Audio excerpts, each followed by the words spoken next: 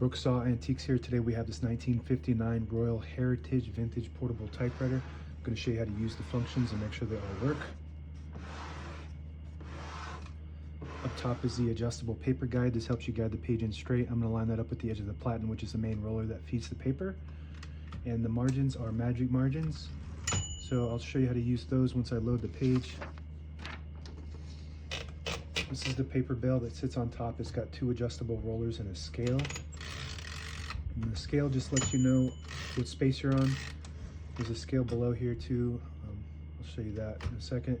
We're going to set the margin. So the left margin is exactly where I want it on the edge, but if I wanted it closer to the middle, then I would put the cursor where I want it, and then I would push the button on the top left that has magic margin trademark on it, and that would set that margin right there. And right now the right margin is too close to the middle. I want it on the edge, so I'll hold the carriage release behind the knob and the magic margin at the same time on the top right, and then allow me to move it all the way to the edge like that. And now it's on the edge. And this one, so the same concept for the left, I want that on the edge, so I'm just going to push the button and move the carriage to the edge. And if I wanted the right margin closer to the middle, then you just put the cursor where you want it, push the button, and it sends that margin to that spot. So now I have my margins on the edges, and I'm going to type.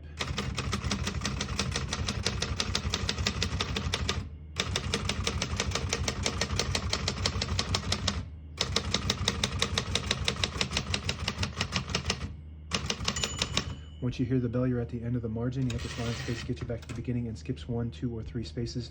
Right now we have it on single, but if you want double, you just flip the switch down 1, it skips 2, 1 more, it skips 3. That works good. We're going to keep it on single for now and finish typing. As you can see, all the keys type nice and none of them skip or stick. I'll type a sentence in red on the next line and switch from black to red. You got to open the hood on this one by pushing this button, and then there's a little dial up on the top right here.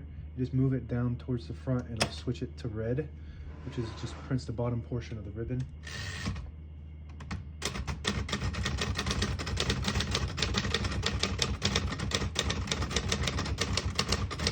Beautiful typing machine, actually. I really like this. Print looks really good. It feels really reliable, and it just feels good when you type on it. It's easy to type on. And I want to say it's kind of like a beater where you can just treat it however you want it and still have fun. You know, you don't have to really treat it like it's fragile or anything. It's made out of all metal, cast iron, very strong and sturdy. You don't have to treat this with as a precious typewriter. It's ready to go, workhorse.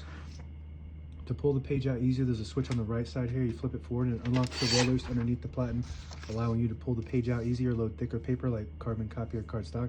Make sure you flip that back before you load the next page, or else it won't load correctly. Got a shift on each side and a shift lock on the left. To clear that, just hit the shift button again. Backspace above that works good. Tab on the right side. We got a tab on every 10 increments. So I'm going to clear those by hitting the tab and then clearing it when I get to it. Clear it on the top left. So now we don't have any, but as you can see, it kind of slams all the way to the end, causing wear and tear on your typewriter. So I always like to set one somewhere in the middle. So it's got a magic column set. I think that just means you don't have to manually set it from the back like old typewriters.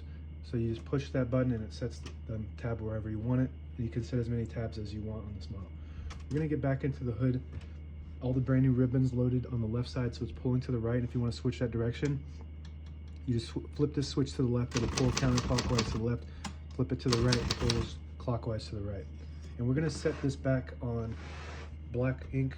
And it also has the stencil if you go all the way to the top, which doesn't print any ink at all. So we're going to move that to the middle, which prints black. And carriage release on each side, I believe. Maybe, yep, on each side. Very smooth. I'm impressed by this. You know, you see it and you might be like, okay, it's pretty, it's got the blue on there and whatnot, but I just think it's a really nice typewriter all around. It's well designed and well manufactured, engineered. Carriage release is very smooth. I'm kind of impressed by this. It's really clean too, actually. It's got the insulation was old and it just kind of rotted off I don't know if rot's the right word. It just kind of fell off. So that's what that is. That's glue. That's old glue from the old insulation. So the insulation is gone, but doesn't matter. It doesn't really do much. It's supposed to deaden sound a little bit, but doesn't really do much. If you push in this button right here, it'll disable the spacing so you can get to an exact spot on the page. You let it go, you get the clicks. Each one of those clicks is one space. And the same concept with this lever up top here on the top left. You push it down, it'll disable the spacing. You push it back, you get the clicks. And that's it. Now available on eBay or Etsy. Search Brooksaw Antiques.